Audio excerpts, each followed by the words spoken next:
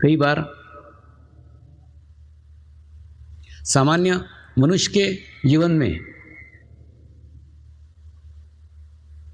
अपने आध्यात्मिक स्थिति के बारे में एक शंका रहती है, मेरी स्पिरिचुअल प्रोग्रेस कितनी हुई है। तो उसका एक मापदंड आज आपको बता रहा हूं। उस मापदंड से आप अपने आप को तौल करके देख लो। बहुत सारे स्टेप है, उस स्टेप में से आप किस पादान के ऊपर बैठे हुए हो, आप किस जगह बैठे हुए हो, इसका अवलोकन आप खुद ही कर लो। इसकी सबसे नीचे वाली पादान है 50 भगवानों की पूजा करना। आप 50 भगवानों की पूजा करते हो, 50 भगवानों के प्रति आस्था रखते हो, 50 भगवानों के प्रति श्रद्धा रखते हो, विश्वास रखते हो, 50 भगवानों पे चित्त रखते हो। यानी आपके एक चित्त को आप 50 टुकड़ों में खंडित करते हो। खंडित खंडित खंडित खंडित खंडित खंडित खंडित, ये एकदम आध्यात्मिकता का निचला स्तर है। इस स्तर के ऊपर हो, एकदम नीचे की पादान के ऊपर हो। इसके ऊपर की पादान पे आओगे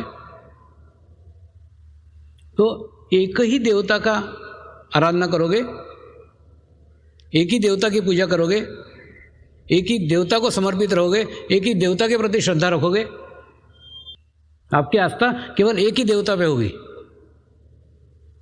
गणेश जी तो गणेश जी, हनुमान जी तो हनुमान जी, कोई एक देवता, कोई भी हो सकती है। ये उसके ऊपर की पादान है कि आपकी पूरी एकाग्रता, आपकी पूरा चित्त एक ही जगह स्थिर है, एक ही जगह टिका हुआ है। अच्छा हुआ तो भी तेरी कृपा में, बुरा हुआ तो भी तेरी कृपा में।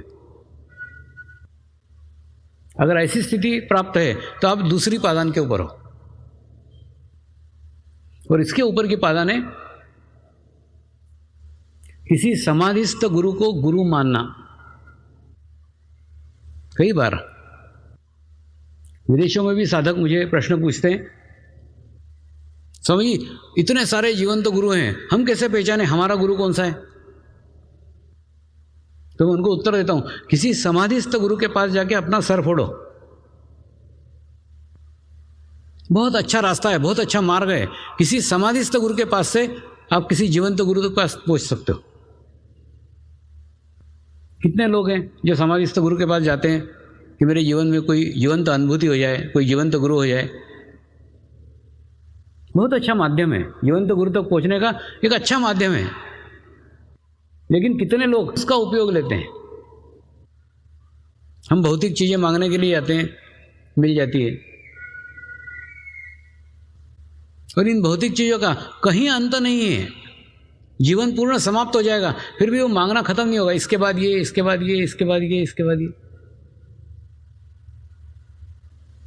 प्रयोग करके देखो। इतने बार शिरडी जाते हो ना, एक बार शिरडी जाओ, शुद्ध मन से जाओ, शुद्ध चित्त से जाओ, अकेले जाओ, किसी के साथ मत जाओ, पत्नी के साथ मत जाओ, पति के साथ मत जाओ, एकदम अकेले जाओ। और वहां जाके अनुभूति मांगो, आत्म साक्षात्कार मांगो। फिर आपके जीवन में किसी जीवंत गुरु का आगमन होगा।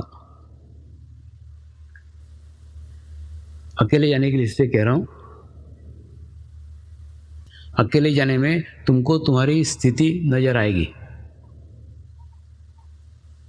कई बार हम दूसरे का पल्लू पकड़ करके वहां पहुंच जाते हैं, हमारी स्थिति भी नहीं होती जाने की, हम वहां जाने के योग्य भी नहीं होते हैं। तो उसके ऊपर की पादान है समाधिस्थ गुरु। समाधिस्थ गुरु वो पादान है, वो जगह है, वो स्थान है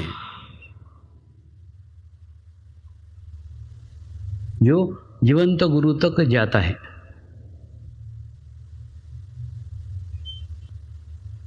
क्योंकि आप वहां आत्म साक्षात्कार मांग रहे हो। समाधिस्थ गुरु आत्म साक्षात्कार दे नहीं सकता।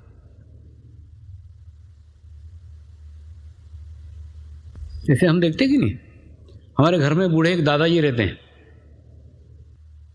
वो दादाजी के पास में छोटा सा उसका नाती जाता है, दादाजी मेरे साथ क्रिकेट खेलने चलो, दादाजी मेरे साथ क्रिकेट खेलने चलो। और वो दादाजी को चलते नहीं आ रहा ठीक से, वो क्रिकेट क्या खेलेंगे, खाक।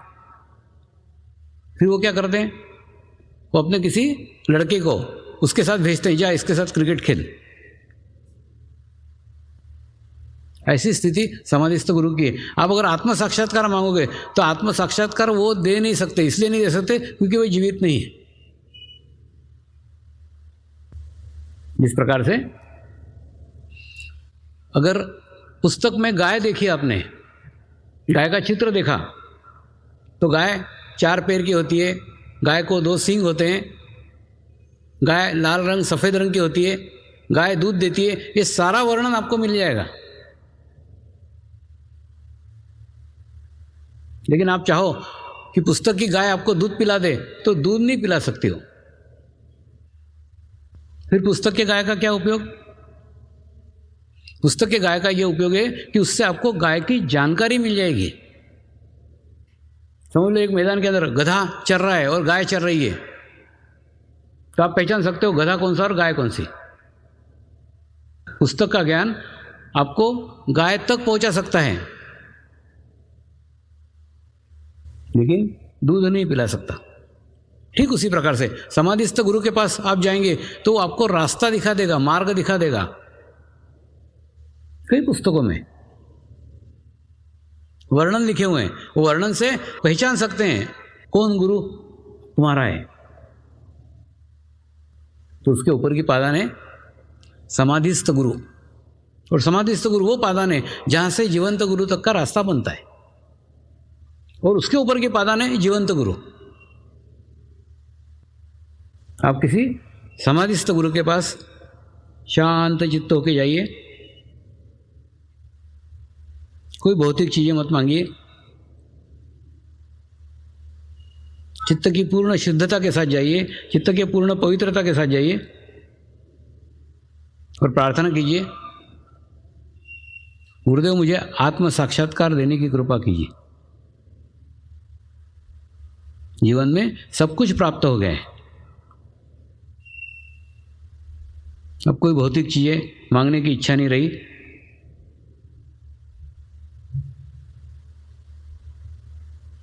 शरीर से परे मेरे आत्मा का साक्षात्कार करा दो। एक बार आत्मा का साक्षात्कार हो गया फिर बाकी सब चीजें छूट जाएगी, क्योंकि सारी समस्याएं इसी शरीर से संबंधित है। तो जैसे आप प्रार्थना करोगे, बार बार प्रार्थना करो, गिड़गिड़ाओ, रो। आप भौतिक चीजों के लिए इतनी प्रार्थना करते हो, एक बार खुद के लिए करके देखो, आत्म साक्षात्कार के लिए करके देखो। ये सब बाय प्रोडक्ट है, ऐसे ही मिल जाएंगे। इनको पाने के लिए कोई प्रयत्न करने की आवश्यकता नहीं, ऐसे आ जाएंगे वो। ये मेरा निजी अनुभव आपको बता रहा हूं। मैं जंगलों में भी घूमता था तो उस एरिया के जंगल के अच्छे से अच्छे फल मेरे पास थे। आदिवासी रानियां खुद टोपली लेके जंगल में जाती थी, बगीचे का अच्छे से अच्छा फल तोड़ कर लाती थी कि नहीं, स्वामी जी को मेरे बगीचे का सर्वश्रेष्ठ फल दूंगी। तो जंगल में था तो जंगल से अच्छे फल मेरे पास थे। और आज समाज में हूं तो समाज की सब अच्छी से अच्छी बातें मेरे पास में है, लेकिन ना मैं उन फलों में था ना इन बातों में हूं। ये सब बाय प्रोडक्ट है। तुम तुम्हारी आध्यात्मिक स्थिति अच्छी करो, ये सब कुछ ऐसे मिल जाएगा। ये पाने के लिए व्यर्थ समय गंवा रहे हो। तो एक बार वो चीज मांग करके देखो, आत्म साक्षात्कार मांग के देखो, आत्म अनुभूति मांग के देखो। तो उसके ऊपर की पादान है जीवंत गुरु, और जीवंत गुरु भी आखिरी पादान नहीं है। जीवंत गुरु के भी ऊपर की एक और पादान है जो आखिरी है, अंतिम है। वो पादान है आप ही आपके गुरु हो जाओ। और समर्पण ध्यान का उद्देश्य है आप वो अंतिम पादान तक पहुंचो, आप आपके गुरु हो जाओ।